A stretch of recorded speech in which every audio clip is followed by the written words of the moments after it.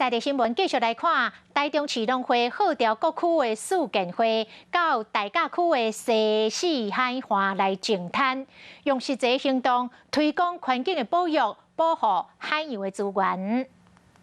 台中市农会即天伫大甲区西四海堤举办净滩活动，找各区四建会大约130位成员做伙参加。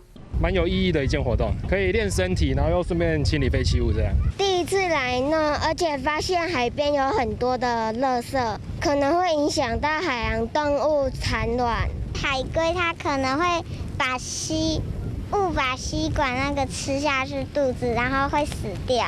这几年海洋粪扫的问题愈来愈严重，嘛造成海洋生物死亡。台中市农会希望透过这个活动，呼吁大家重视环境保育的严重性。也希望借由这次活动，能引起更多人注重我们海洋环保的一些问题。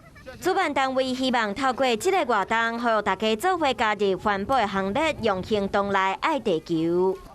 大家好，我是林依文。想要掌握多元的新闻资讯，当然也包括体坛动态，就要锁定华视新闻频道，还有订阅华视的 YouTube 频道，按赞、订阅、开启小铃铛。